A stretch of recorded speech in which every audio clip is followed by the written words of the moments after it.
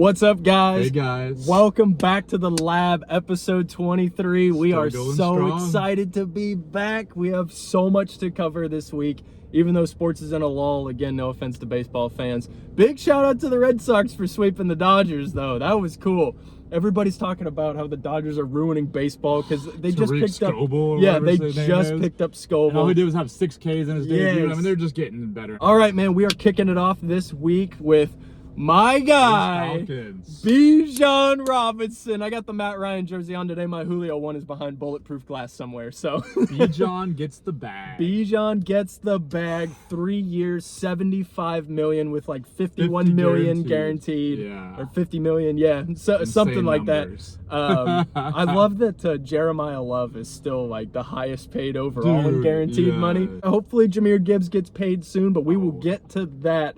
What do you think about the BIJAN Robinson signing? Man, so I think it's really freaking cool. He deserves it. I went over some of his stats. I was just blown away. He started 51 games. I'm sorry, played in 51 games. He started 50, so he's never hurt. Yeah. 805 rushing attempts. So, I mean, he can do it all. You know, 3,910 rushing yards, averaging 4.9 yards per carry. He's an automatic 5 yards every time he touches the ball. 25 rushing touchdowns. And what is also so dangerous about him is his elusiveness receiving. He's got 198 receptions for almost 1,800 receiving yards. Yeah. 8 yards per reception. That's almost a first down also. It's an almost 9 yards and 9 receiving touchdowns. I mean, he was fun to watch at Texas. He terrorized my Oklahoma State Cowboys.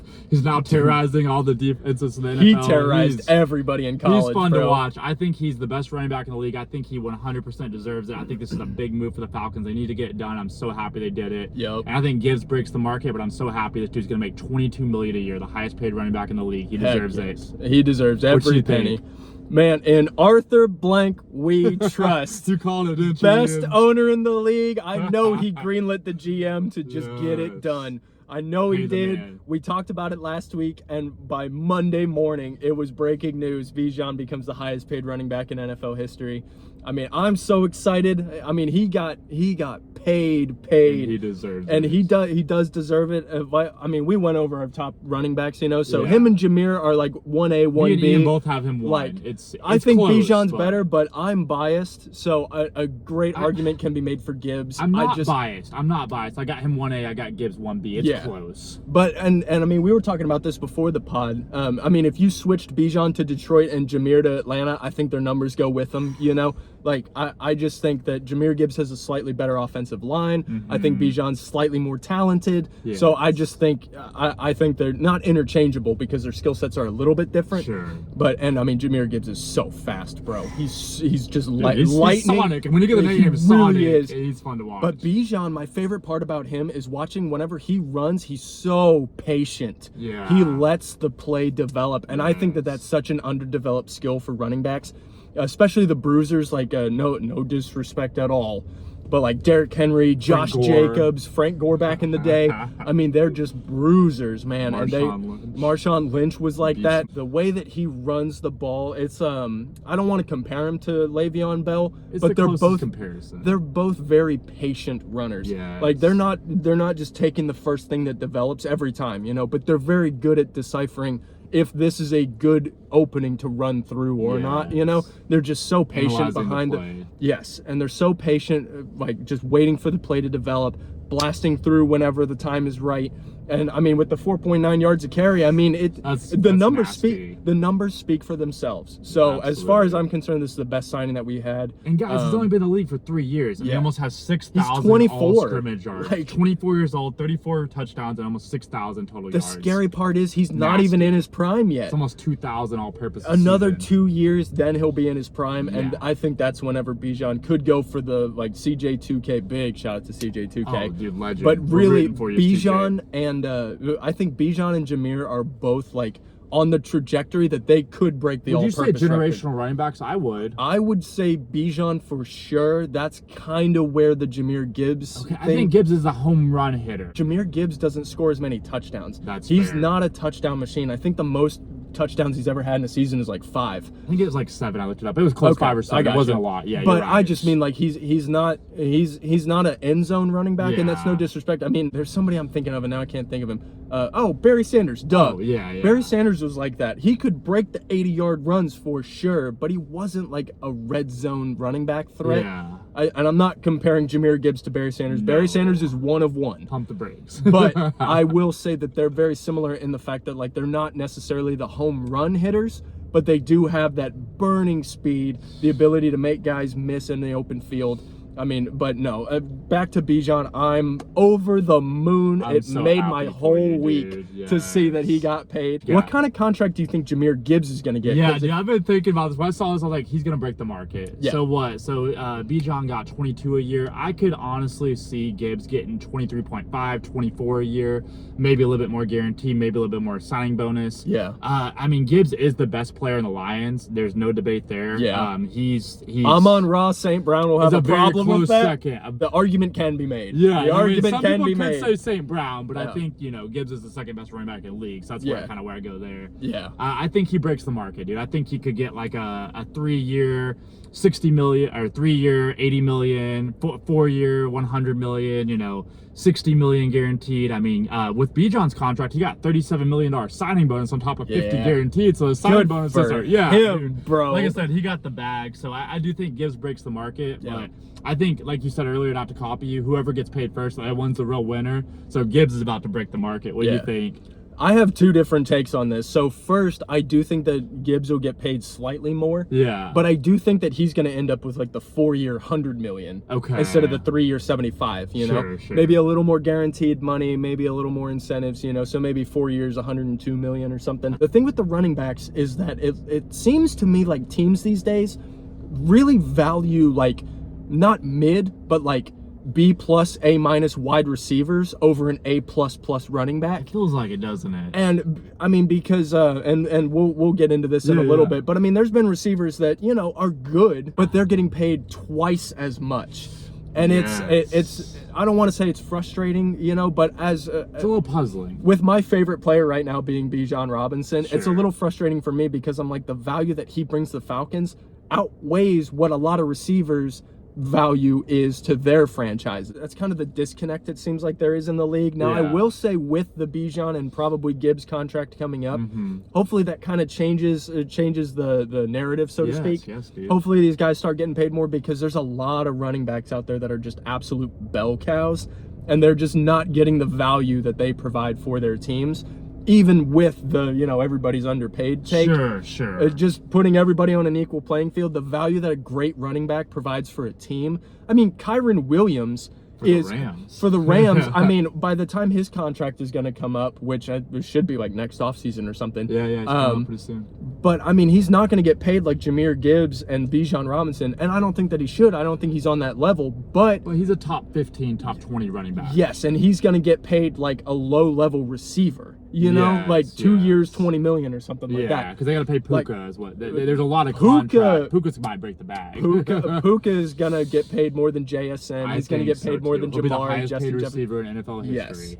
Yes, he's going to break the bank. But I mean, that's why I think the man. Rams went all in this season. Yes. Is because by the time they need to pay Puka, Plus, they it's are like, we gotta breaking break our the checkbook. bank. But speaking of guys getting paid, who do we have next? Dude, this blew my mind. Zay earns his pay. Zay Flowers just signed a 4-year, $140 million contract, 108 guaranteed. I have so much to say about this. He is now the 4th highest paid receiver with Justin Jefferson, and no disrespect to him, but I do not think he's on the trajectory of a Justin Jefferson. Justin Jefferson was putting up numbers with subpar quarterback play, it's not the same. So I had to kind of dive in and see what do the people see in him. In 50 games, he started 48. He has 237 receptions, 3,128 career receiving yards, 13 yards per reception, 14 touchdowns. He's a little bit of a gadget player. He has 27 rushing attempts for 174 yards, 7 yards a carry. So he's got a little bit of a gadget player in him, but 16 career total touchdowns, and he has 3 fumbles. If you remember, unfortunately, one of his most notorious plays will be that Chiefs game where he had that very bad fumble. I looked into Lamar's best receivers. He is the best one, but here's the list, guys. Hollywood Brown's his 2nd best receiver of all time, and he had 2,300 receiving yards and 21 touchdowns in 3 seasons, so not great. And Rashad Bateman and Odell Beckham are receiver 3 and receiver 4 for the best receivers Lamar's had in his prime. Dude. I just think, he's got 3 straight seasons of 1,000 yards. He's got some touchdowns. I think it's an overpay. I think he's a really good receiver. I don't think he's elite. I think it's an overpay. What do you think? Here's my thing with Zay Flowers.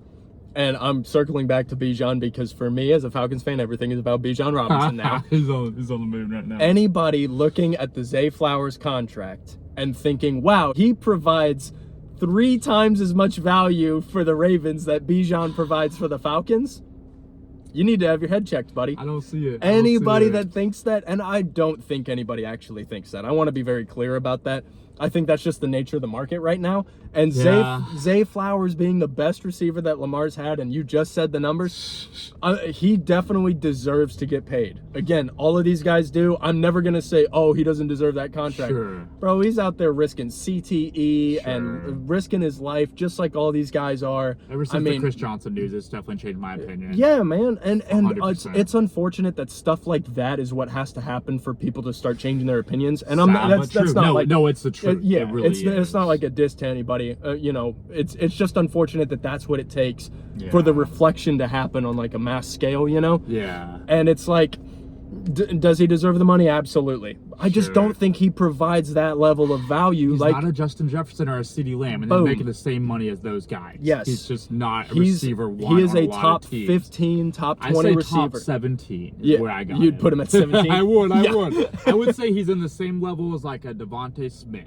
And hot take, Devontae Smith could have a great year. He'll be receiver 1 for the Eagles, but I just don't see him ever being a top 10 receiver. And I'll be wrong. I'll eat my words if I'm wrong, but no, I mean, I'm glad you got paid, bro. Big shout out to Zay Flowers, bro. I'm always on the side of the players getting paid. Like I said, just as far as overall value goes, I do think he's going to have a breakout season this year. I think he could go for 12 or 1,400 yards, maybe 10 touchdowns, a couple rushing. He might have a rushing touchdown or something, you know, get like throw one, do a gadget play. That'd be cool. Fun, That'd be cool.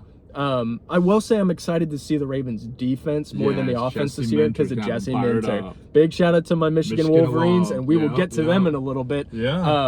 But my boy Javonte, you're a huge Ravens fan. Please chime in. You're one of the most realist Ravens fans I've seen. Let me know if you think it's an overpay or not. I mean, I'm really curious what you think. I mean, I watched him in Boston College. He's super elusive. He's a great route runner, but he is undersized too. So that's why I kind of compare him to Devontae Smith. Yeah. I mean, the thing is, like, I just don't see... the only thing that I can think of is that the Ravens are like, look, he has a great connection with Lamar. Obviously, Lamar's not going anywhere. They're probably, and I'm not betting against him, but they're probably down to the last year or two of good Derrick Henry. You know, he is 31 years old. He has proven us wrong. And running back years are like dog years times 3. You know, so I mean, he's already busting up father time as far as I'm concerned. But I mean, they're only going to have Derrick Henry like at, you know, not quite prime Derrick Henry, because prime Derrick Henry went for 2,000 yards and like 20 touchdowns or something. On the Titans. With Derrick Henry getting older, I see where the Ravens are coming from paying Zay Flowers like that, where it's like, look, man, we're not paying you for this year specifically. We're paying for the next 2 years after that. Proven reliability. Where it's like, you know, as Derrick Henry starts to decline, again, not betting against him. Please don't eat me. King Henry.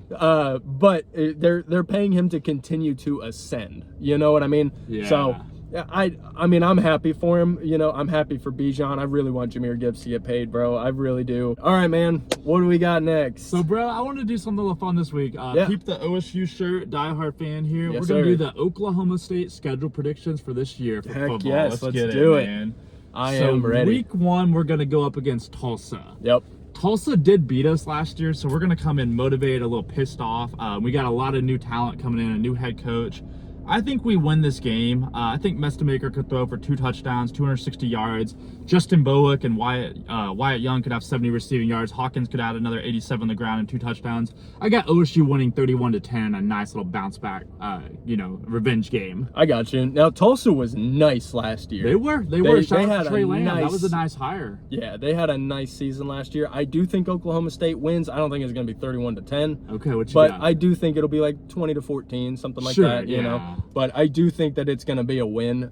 So, I mean, we're definitely in agreement there. The following week in Oklahoma State at Boone Pickens, they got Oregon. NIL money, Phil Knight. I'm not looking forward to this game. Dante Moore is one of the favorites for the Heisman. I think he could have been the first overall pick had he come out this year. Yeah. I think Dante Moore lights us up. He throws for 267, 3 tutties, and showed why he's a Heisman favorite. Yeah. Mestamaker does all he can with 180 and 1 touchdown. I think he struggles, throws a pick.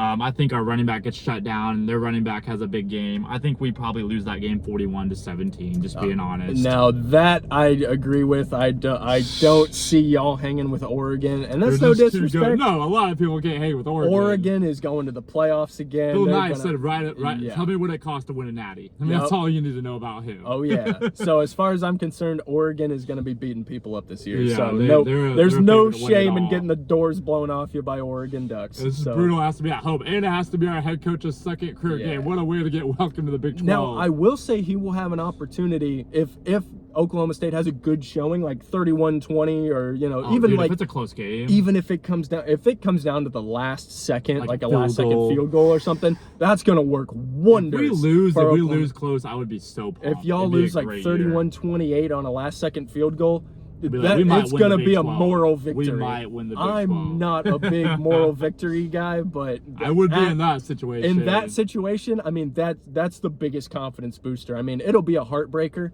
but coming in by 3, they're going to come in as like 2 touchdown favorites pretty easily. They're +4 right now, 4 touchdown favorites. No one's giving us a shot. They're +28. Yeah, no one's giving us a shot. God. Oregon's, I think, number 5 right now in the preseason poll. Yeah. Dante Moore threw for 35 and 6 last year. If you keep it within 1 score and then lose, 35-30 or something, that's nice, bro. To lose to a top 5 team is a pretty big accomplishment. I mean, as long as you lose close. If you lose 42-0, then you've got some work to do. But for sure, I don't see it getting that ugly, but it very well could, and that's the part that scares me. With a young quarterback in his second career game against Oregon, the AAC is a whole different level than the Big 12. No disrespect to Tulsa. Following week, bringing in Murray State. Shout out to John Morant. Hey, John Morant, dude, he was nice. Unfortunately, he's not a football player. Unfortunately not. If not, he might be starting at quarterback for Murray State. Woo! They might have to bring him in. I'm not gonna lie.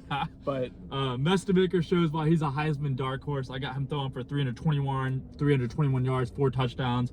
Justin Bowick has 110 and 2 touchdowns. If you're not familiar with him, get familiar with him. He's a really talented receiver. I think we win that game easily. I got a KD Jones sighting. He was a running back out of Jinx, with very high sign. I think he's a 4-star. Big shout out to Jinx. Yeah, dude. Trojan pride, let's go. I think we win 45-10. I think it's a pretty easy win. I really do. I would tend to agree. I try not to predict blowouts in college football, especially in the NFL.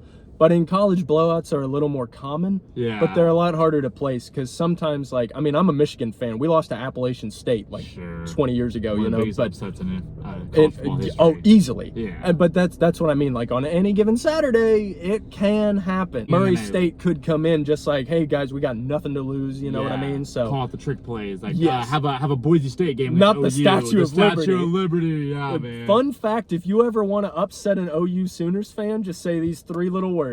Statue of Liberty. Heartbreaker, man. Heartbreaker. All right, the following week, traveling to West Virginia, shades of Tavon Austin. Yes, dude. So I think this could be a great game. I really do. I do too. I've kind of went back and forth on this one. I think we win, but I think it's a very close game. Give us a last-second field goal. I don't even know. Pat Wyatt is the quarterback coach now. Pat Wyatt was nice in college. Heck yes. Rich Rodriguez is going to run it back. That's going to be Rich Rod. We had him. That's going to be kind of fun to see how he does. He did a lot of great things at West Virginia. Man, I think we win. Rich Rod was a terrible head coach. No offense. I think we win. West Virginia lost a lot this year, so I think they're kind of rebuilding like us. I think we win a close one, 17-14, last-second field goal. I would definitely agree with that. I would say it's going to be closer than people think, but I do think Oklahoma State gets it done. And starting out 3-1 on the season, that's a strong start. That you can, a new head coach. And even as long as you win those other 3 games with Tulsa, Murray State, and West Virginia, you can get the doors blown off you by Oregon and still recover. Exactly. So it's not like a season breaker. So then there's the bye week. Y'all have kind of an early bye. And then you bring UCF into Boone Pickens. Okay, so they lost R.J. Harvey. He's on the Broncos now. Yep. They lost their star quarterback. Nice, he's very too. nice, R.J. Harvey, sleeper fantasy pick. In Central Florida, in wherever that stadium's at in Central Florida. Yeah. So I think we win this game, but I want to kind of go into content about UCF. I kind of looked into their roster. They lost their talented quarterback to North Texas, where Drew Mestemaker came from. Nice. We got their former running back is now on the Packers. Yeah. Their other backup running backs on the Patriots. So they lost their 2 starting running backs, their starting receiver. I think they're kind of in a rebuild. I think Mestemaker throws for 220, a couple touchdowns. Hawkins runs the ball pretty easily for 134 and a couple tutties. I think we have too much talent. I think we win, I'd say like a 31-17 game. I think we're going to have a really good offense. I think our defense is going to struggle at times. I got you. So this, I went back and forth on this. Okay. I will say that I'm going to say Oklahoma State wins. Okay. Only because, like you said, UCF lost enough talent where I wouldn't be surprised if UCF comes out of the gate swinging this season and just shocks everybody. Because UCF, I mean, they were the team that went 12-0 and got snubbed out of the playoff a couple years ago. Dude. And forgot about that. So it's just one of those, like, they have the culture and the history of, you know, next guy up, play everybody tough, doesn't matter who's on the other side, we think we're better. So I could see UCF winning this. I give the nod to Oklahoma State just because of the talent disparity, but there is a lot of unknown talent on UCF. Yeah, they could be complete ballers. I mean, with NIL and Florida. I will say I think Oklahoma State wins. I would not be surprised if UCF shocks the world and goes like 10-2 or 12-0 this year. Y'all's schedule gets harsh after this, so it gets tough. It does. But all right, next week going to Houston. That's Houston's gonna be a banger. good. I mean, that coach has them fired up. I mean, Connor Wigman was a former 5-star. He played at A&M. I think he outplays Mestemaker. Houston swarms him. Mestemaker throws 2 interceptions. He has his worst game of the year. Hawkins adds a couple touchdowns, but has a fumble. Hot take about Wigman. He was also a dual threat. He ran for 700 yards and 14 touchdowns last season. Dang. So That's a lot of touchdowns. I think we lose 28-14. I think we take an L here. I really do. We are on the exact same page. Yeah. I think that Houston is going to be not a sleeper team because everybody knows how talented they are. Yeah. But I do think that they're nice. but I do think that they're really gonna show some people what they're about this year. I agree. I have Houston being a really good team this year. But the following week, bringing prime time Deion Sanders and the Colorado Buffalo into Boone Pickens. I'm excited to hear what you have to say about this. So I think that, you know, Colorado is motivated. They want to play hard for prime time, but they just don't have a loaded roster. They actually lost their best receiver in the transfer portal. Yep. Their quarterback's very undersized and really hasn't impressed that much. I mean, Shedeur Sanders is the best receiver Colorado's had in a while, to be honest with you. I think we win this game 35-21. I think Colorado will put up some points, but I think Mestemaker's a better quarterback. We have a better running back. We have better receivers.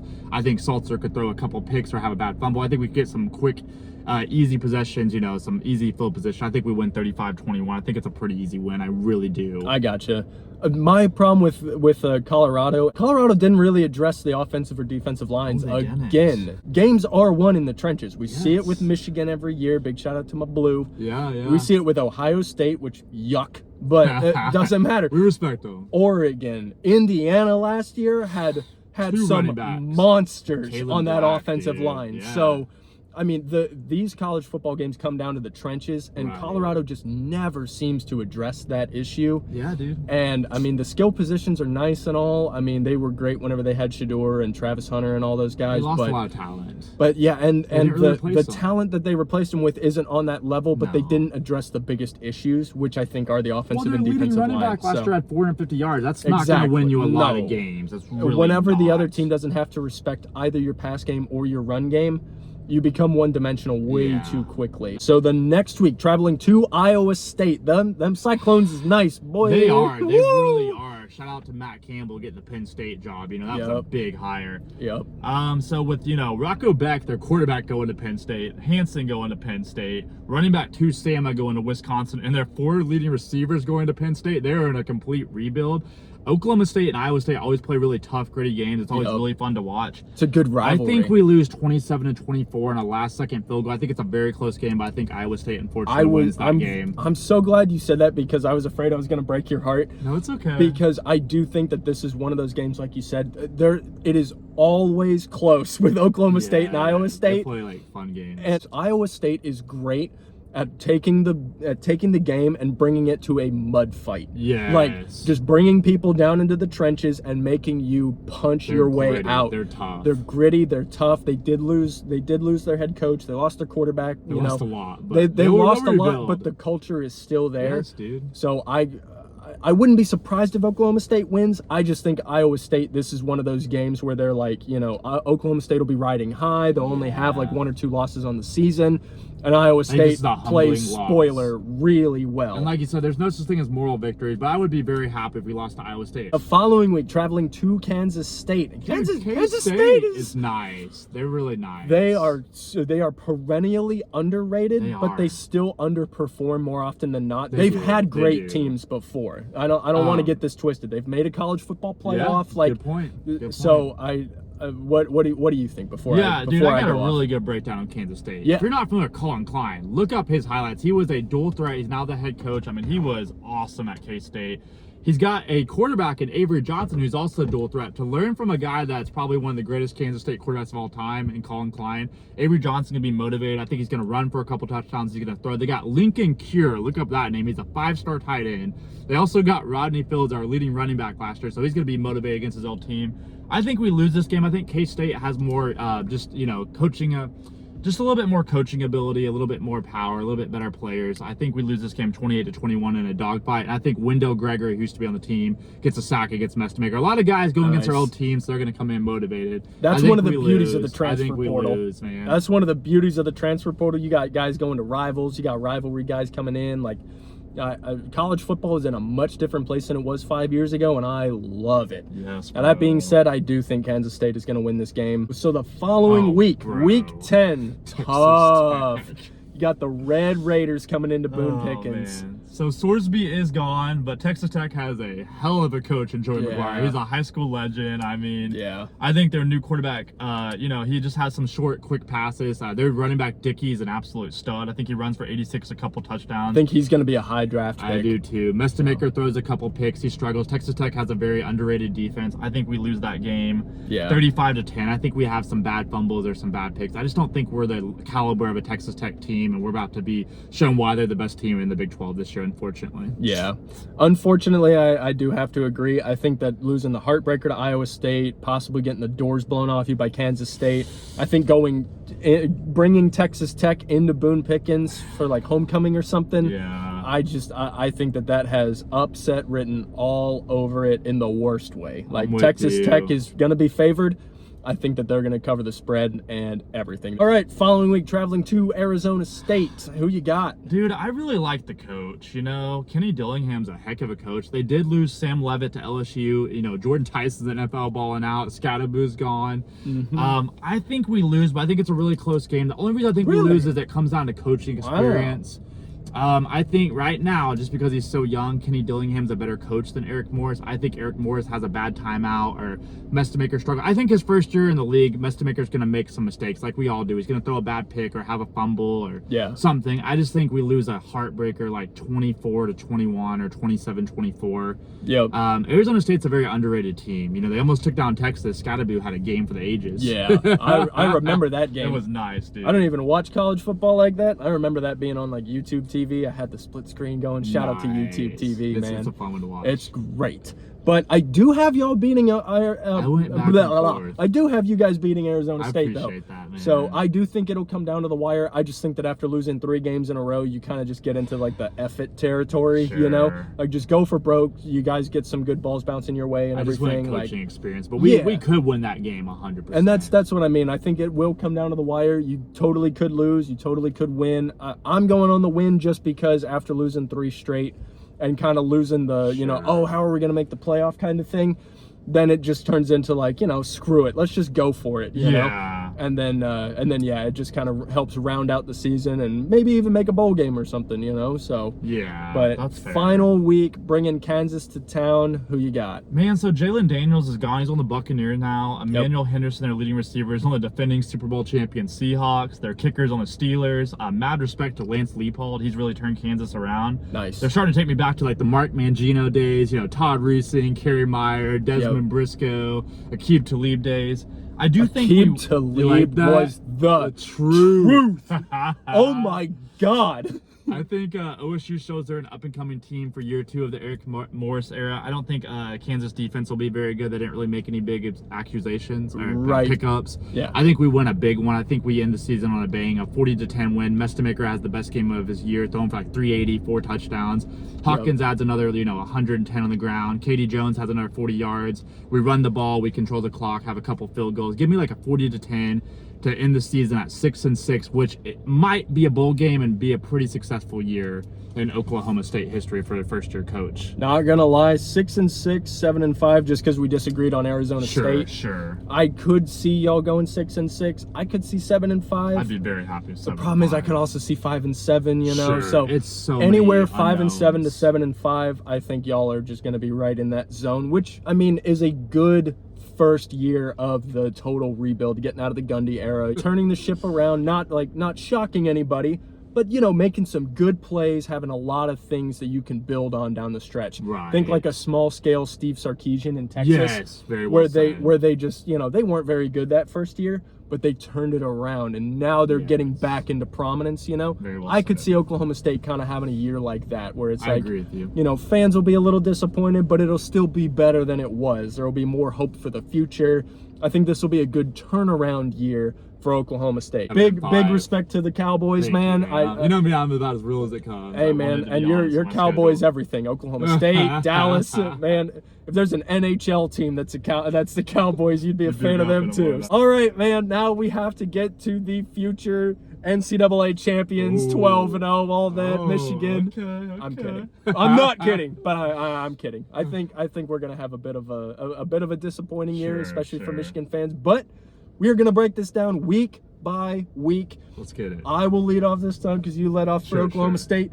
So first game, we are bringing Western Michigan to the big house where I think they lay a big egg. I've got us winning like 41-0, something like that. Give you like a 38-10. I don't think it's an Appalachian State kind of thing. I just don't see it. So I do have us winning this game. Too. I got you winning. But I will say be very careful. We don't have a quarterback this year. I mean, we do, but we're right back to 2000s and 2010s Michigan, where our defense is going to be disgusting. We're going to have a good running game and no quarterback to throw to our receivers. So, I mean, I think we're winning. This will be probably one of the only blowouts of the year. I genuinely think that we're going to be in a lot of like 17-13 fights, But who you got? I got you guys winning. Okay. Like 35-10, 40-10. Thank God. I'm not. I was afraid Western Michigan brought in I think brought in like a Tyreek Hill or something that's gonna blow our doors off. I think you win pretty easily. All right. So the following week, this one's tough, man. I'm absolutely rooting for Michigan. Like I said, I'm from Oklahoma, so this is kind of a win-win for me. Right. I want Michigan to win. I don't see it. I thought last year I thought we had a pretty good shot and OU dismantled us. So I think it's just going to be more of the same. Big shout out to Brent Venables. Yeah, he's a heck I got a of bunch of OU fans. Y'all are obnoxious. So as far as I'm concerned, you're going to have bragging rights over us, man. I wish there was something that we could do about it, but yeah. I don't see it this year. I think we start out 1-1 with a great win week 1 and a horrendous loss week 2. It's not like Oregon. I'm not comparing Oregon to Oklahoma, but there's two they're closer. They're definitely closer than I think people want to talk about. Yeah, I'd say OU's a top 10, top 15 team, and Oregon's a top 5. Yes, so they're pretty close. You're right. And I think OU could be going to the playoff again this year. And I mean, but being in the SEC, man, that's tough. It's a brutal conference. It is a brutal conference. But the following week, we are bringing UTEP, University of Texas El Paso, into the building in the big house, and I do think that we're gonna take care of business. This is one of those, I think, that UTEP is going to be surprising some folks. Sure. I could see us winning like 21-14, 21-17, Sure. It's going to be a lot closer than I think people would want it to be, especially us Michigan fans. But after getting dismantled by OU, we could have a good bounce back. We could go another 42-10 or something like that. I got you winning also. But yeah, I do think that this is one of those potential trap games, let's call it, where coming in you're like, oh, thank God, we got an easy team, and then they just come in and go on an early 7-0 or 10-0 run or something, and now we got to play catch up, Yeah. So I just demand that we have to show up and show out on that game. We have to start 2-1. God bless us if we can somehow beat OU. I just don't see it. That'd be a big one. I don't So, either, unfortunately. the following week, wait, did you have us winning UTEP? Yeah, okay. I got you winning. All right. I got you winning. I didn't want to skip over you. I'm You're sorry. good. You're good. The following week, Iowa, tight end U, coming into the for big sure. house. And So a nasty defense and a hell of a coach in Kirk Ferentz. Oh my God, he's a legend. Dude. He's nice. So unfortunately, I do not have a lot of faith in us for this game. I think that we lose a heartbreaker to Iowa. That's actually what I got to, like a last I second really field do. goal. Unfortunately, so this is one of those 13 to 10, 10 to 6, like game. just an all defensive nightmare showdown. And I've got you losing, yeah. 13-10. Unfortunately, yeah. I don't see it. I think that now I do think that this is going to kick off a nice little turnaround for us, where, you know, we come in thinking that we can win, we've got the game in the bag, and then something goes wrong and we lose a heartbreaker. Sure. So I could totally see Iowa winning. I do have Iowa winning this game, unfortunately. The following week, we are going to the Golden Gophers in Minnesota. I do think we turn the ship around. Yeah. I think we get a solid little 21-0 win, something like that. I could see you guys laying, like, your defense really showing up. I got you, like, 28-0, 21-0. Yeah, Perfect. that's a W for sure. Perfect. For sure. But all right, then we got the bye week, which is a little early. It's closer to the midway point than you guys. But yeah, then we have to bring Penn State into the building. Hopefully it's a blackout game. But I will say I am scared of Penn State this year. I'm not. And let me tell you why. Yeah. Let me tell you why. And yeah. I could be completely wrong. New coach, new quarterback. They could struggle. Kind of like that's why I wasn't super high on OSU. I mean, no disrespect to the Big 12, but the Big 10 is probably a better conference than the Big 12. I mean, we've won the last 4 national titles. Exactly. So Rocco Beck could struggle. The running back could struggle. I think you guys win a close game. I do think Penn State challenges you, but I got you guys winning, and maybe an upset, but I got you guys winning. I do think that we win this game, but I like I said, I just any conference game, especially in the Big 10 East. Man, we love just beating the brakes off each other. There is no love lost between Michigan and Ohio State, obviously. Sure. Ohio State, Penn State, Michigan, Penn State. Like, none of us like each other. These games are always brutal to watch. And it's like OU, Texas. I mean, back in its day, you know, whenever they were both perennial top 5 teams, you know. I mean, I know lately Texas hasn't really been showing out like that. But it's one of those, like, anything can happen. I do think that we turn it around after losing a heartbreaker to Iowa. But I do think that it's just going to be another like 17-14, 21-10 maybe. So yeah, I could see this one getting ugly in either direction, but in like the worst way, where it's like somebody goes up 10-0 and then the other team just drags them into the mud and turns it into, you know. Unfortunately, I think that these games are going to get really ugly down the stretch. Sure. So the following week, defending national champion Indiana Hoosiers. Cignetti, just Google him. All hey he does man, is win. Cignetti is nice. He really is. He's a great coach. Personally, I think Indiana lost too much talent. Dude, there's no Mendoza, Kalen Black, Eliza Surratt. I could go on. I mean, they lost like 15 of their starters or something. They lost, who was it? They got the quarterback from TCU, Josh Hoover. He's nice, but he's not Mendoza nice. Like, Mendoza's going to go down as an all-time college quarterback. I mean, he really is. I do think you win. I think they're just rebuilding. I mean, mad respect to Indiana winning a natty, but it's hard to go back to back. Well, not only that, but it's also difficult losing that much talent. I mean, we saw it with Michigan. I know we lost Jim Harbaugh too, but after we won the natty and then lost like 19 of our 22 starters, we lost Jim Harbaugh, we lost our coordinators, like everybody left. And I mean, we still managed like 9-3. And I know Sherrod Moore beat Ohio State 13-10, but I mean, there was just nothing else going for us that year, you know? And so I could see Indiana just having like a 9-3 kind of season. It's still a great year. It's a great year, but coming off of a natty, it's kind of disappointing. But like I said, Michigan fan, we were just there, you know? So like, I get it. I totally understand where the frustration is going to be stemming from. The following week, thank God for Rutgers. It's the only easy game in the Big Ten. So yeah, I don't know anything about Rutgers. Unfortunately, I've never really been a good football school that I know of. I could be wrong. They might have had a surprise year here or there, but I got you winning easily. Yeah, I've got us in like a 28-10 kind of game, something like that. You know, turning the season around from the early 2 losses to OU and Iowa. I think that we start to string together some wins, start to really build some confidence for all the new guys. For sure. Following week, second biggest rivalry on our schedule versus Michigan State coming into the Big House. I don't see Michigan State being I just any haven't kind of heard threat. any big news about them. I don't know who their coach is anymore. I mean, I just think you guys win. I mean, I think they're in shambles. It is a right rivalry, now. but Michigan State hasn't really shown anything to be. And that's the problem for me, is that like with these rivalry games, I'm always like, man, this could just turn into like a 10-3 war. Sure. But especially with like rivalry games, if there's a big talent disparity, I mean, Ohio State ran the table on us for a decade. So it can get ugly really fast because conference. But I mean, with the talent disparity there, and with, little brother being down on his luck, big brother tends to just beat the brakes off of him. And it also goes in the other direction. I mean, whenever you guys beat OU, it gets ugly sometimes. Yeah, dude, Bedlam was fun to watch. I wish they'd bring it back. And that's what I mean. Like, it's a rivalry game. Anything can happen. But just with the disparity between the two teams, I think this one gets ugly. I do too. But the following week, we get a taste of what Oregon did to you guys. We have to go to Oregon. And I see this one getting ugly, unfortunately. Yeah, their stadiums. Oregon really, is going to show really exactly why we're not a top 10 team this year.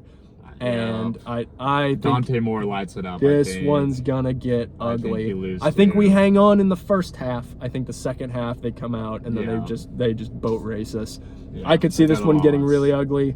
I'm not going to predict a blowout, but I think 31-14 is on the board, where it just gets kind of ugly. I'm right, kind of with you. I got 35-21. I think they might get some garbage field goals at the end or something, just to make the score a little bit bigger. Unfortunately, make it look good on paper for the box score guys, Right, for those voters. So, for the voters. The following week, we are bringing UCLA into the Big House. I actually have us winning this game. I think UCLA is going to be a very good team this year. You do? Okay. I Who do. They hire? Oh, they got the James Madison dude, Chesney, as their new head coach. I think he's going to be turning it around for UCLA. I always love whenever the smaller program guys that had great success come into the big programs, because that's where we do find out, that these guys are talented. They know came from James Madison. Exactly. So, but that's what I'm saying.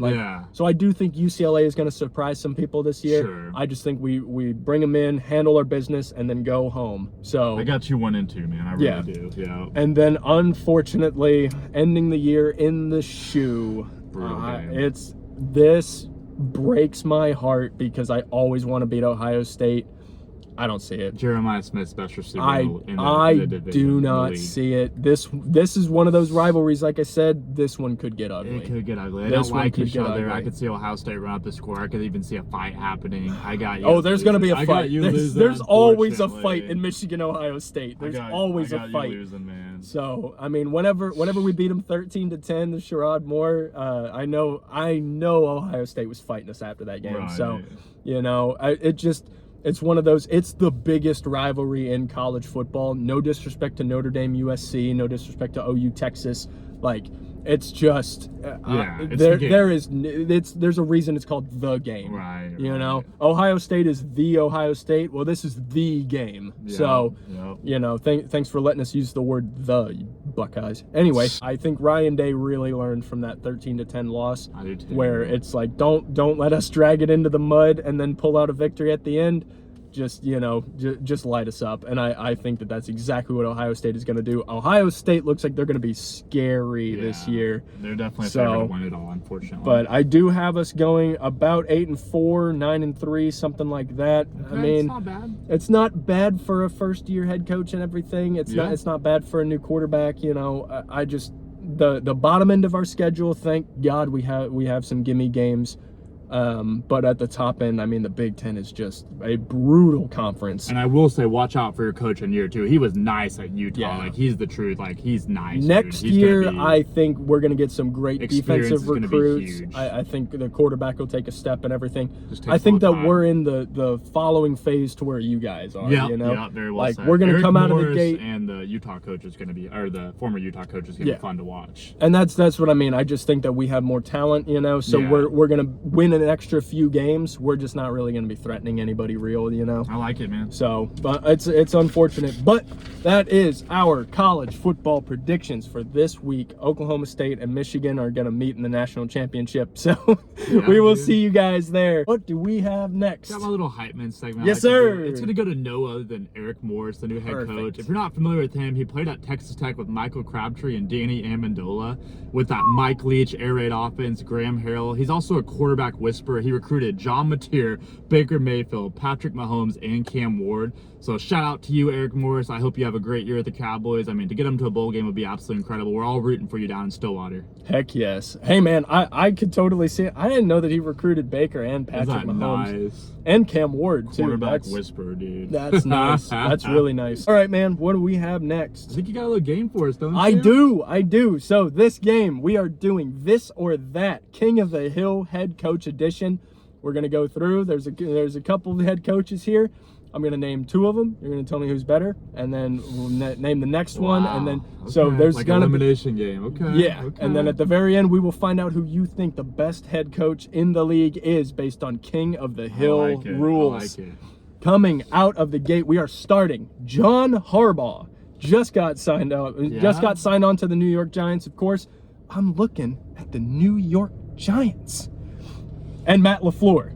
Okay. John Harbaugh, Matt LaFleur. I'm actually interested to see this one. Sure. Matt LaFleur is more of an offensive guru. John Harbaugh is more of a special teams guy. He did win a Super Bowl. He's always had a pretty good defense. I think I got to go more with the Super Bowl rings because that's what people remember you for. I think he's also had a longer tenure. No disrespect to him, he just hasn't proven it or won a big playoff game. Yep. So I got to go Harbaugh. Next up, John Harbaugh versus Nick Sirianni. This is a fun one. They both won a Super Bowl. I think Sirianni's got better weapons in Philadelphia, so I don't know if it's a fair comparison to say he's a better coach. I think he's got better schemes and better players to utilize. I'm still going to have to stick with Harbaugh just because of how long he's been a head coach without getting fired. Fair enough. So we have John Harbaugh versus Dan the Man Campbell. Man, my heart wants to pick Campbell, but unfortunately, I still have to go with Harbaugh just because of his longevity as a coach. I really do. Yeah, that's I really fair. do. Then I know where you're going with this one. John Harbaugh versus Ben Johnson, the Wonder Boy in Chicago. Sorry, Hammond. Hey, Hammond. Ben Johnson's an offensive guru. He was absolutely fun to watch with the Lions on that as an OC. He took the Hammond Bears deep into the playoffs last year. I had to say it too. Hey, man.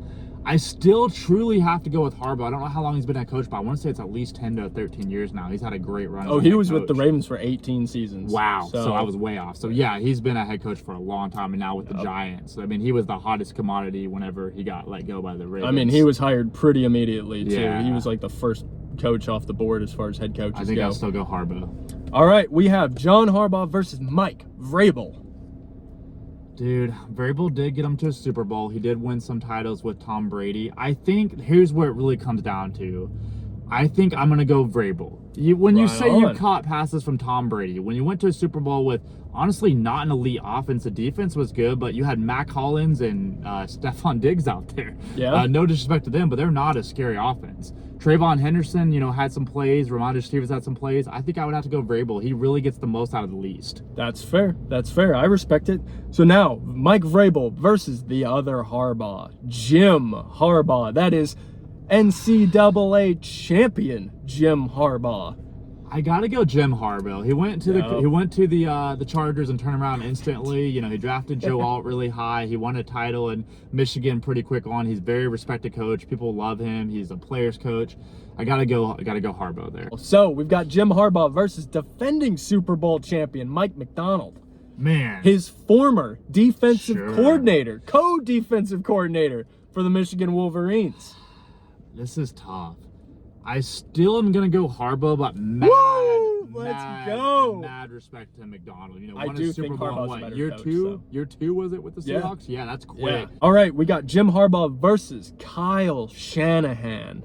Man, I respect the Niners so much. All he does, he probably is the best OC out there. Because, you made a point to me a while back about the OC McDaniels for the Patriots. Yeah. I kind of take back what I said. You're right. He was always just the best situation, the best thing. Shanahan does not have the best situation. He deals with injuries. receivers. He's got Mac Jones out there.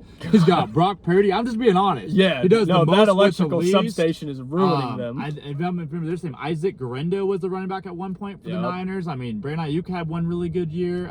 Kittle's been a star tight end. They just brought Debo back. Ricky Purcell, if he can stay healthy, is nice. I gotta R.I.P. his I knee, know, man. dude. I feel so bad for him. I have so much respect for Shanahan. I gotta go with Shanahan. Fair enough. This is where we get into the heavy hitters now. We have Kyle Shanahan versus Sean Payton.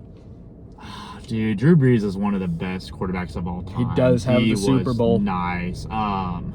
And hot take, not hot take, that Broncos team should have beat the Patriots. If they had Bo Nix, that wouldn't have been a close game. On that. I 1000% agree. So I still think they would have got the doors blown off Sean by the Payton did a Seahawks. heck of a job with the Saints. Yep. Then he went to the Broncos, and it was what, year 2, year 3, he's already starting to turn them around. Year 2, he turned them around. Yeah, that's quick.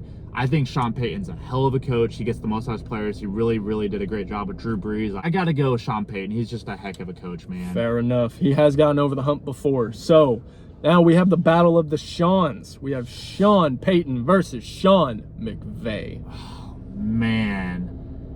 I want to go Sean McVay, and here's the reason why. He's a great OC. He's so likable. He's always willing to, talk to the announcers after the game. I think he's just a really good dude, and he really demands the best out of his team. The team loves playing for him. I mean, he's trying to get Aaron Donald to come back. I mean, that's terrifying. I don't blame him. Yeah, I don't blame him. He's that team loaded. I gotta go McVay. Right on. So then, last but definitely not least, we have Sean McVay versus Big Red Andy Reid. Andy Reid's the best coach in the league. I mean, fair enough. Shady McCoy, shout out to the Speakeasy podcast. Shady McCoy said it best. Whenever Patrick Mahomes went down for 5 weeks, they were 4-1. Andy Reid wins with the least. I mean, he probably is. I mean, I just said about Shanahan, but I would say Andy Reid's 1, Shanahan's 2. It's impressive to watch him, get the most out of an aging Travis Kelce, a talented but very underrated right now, Xavier Worthy. He hasn't quite had a breakout season. They haven't had a good running back in KC. They haven't had a 1,000-yard running back. I mean, all they do is win 3 Super Bowls. They went to 5.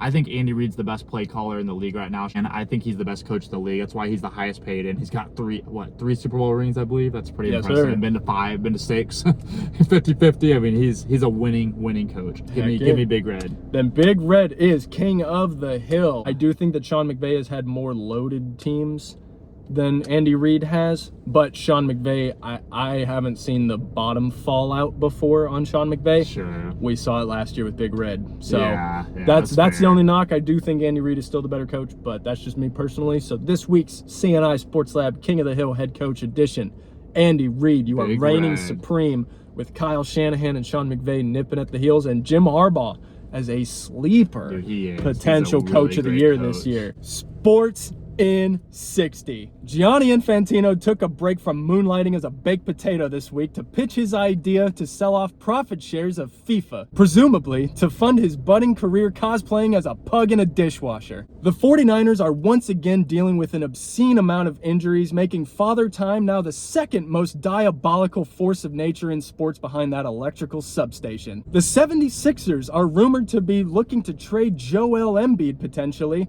causing every surgeon and doctor in Philadelphia to tear an ACL, falling to their knees in anguish. Malik Willis is reportedly dominating at Dolphins training camp, which is about as impressive as me dominating a middle school dodgeball game. BIJAN Robinson just got paid like he's expected to be his own offensive line, and that is sports in 60. What do we have next, so we my got man? Our little shout outs this week. Right and on. my shout out's gonna go no one than Justin. He's a really great friend of mine. He's up in Reno. He's a very competitive fantasy football guy. He's went to 2 straight Super Bowls. Hasn't quite got it, but he's the Niners of our league. We always make that joke. We're rooting for you this year to get it, man. You're just such a good dude. You're such a good husband. You're such a hard worker. Such a great guy. I'm rooting for you, man. I'd love to see you when you get time. I hope you have a great day, Justin. Heck yeah. My shout out this week is BIJAN Robinson. Absolutely. Let's go, man. Get the bag, get paid. Go show them exactly why you deserve 3 times as much money as they gave you. I want you to break the all-purpose record this year. I want you going for 2,100 yards on the ground, the whole 9. Put up 50 touchdowns And this isn't just so that the Falcons win. I'm telling you, BIJAN Robinson, you deserve every single penny and more. I'm so proud of you, bro, coming out of Texas, being such a high draft pick. I remember people talking about you like, oh, you drafted a running back really high. Folks ain't laughing at you now, bro. Yeah. And you proved every single one of them wrong. You deserve every penny. Falcons Nation is 100% behind you. You are the best running back in the league, and we want you to go out there and show everybody. We don't care if we go 0-17. Light them on fire, bro. We are so happy for you. We're so proud of you. Yeah, Kevin Stefanski, you better do right by our boy. Oh, dude.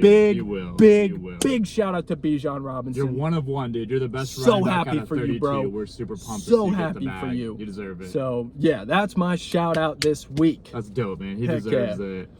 Well, guys, we are going to be getting out of the lab, so we will see you guys next week for episode 24 right back here. We will see you guys next Thursday. Peace. Have a great day. Focus on the process, not the praise, not the likes, not the wins, not the race. Don't stress what I can't control. I train my habits, I train my soul.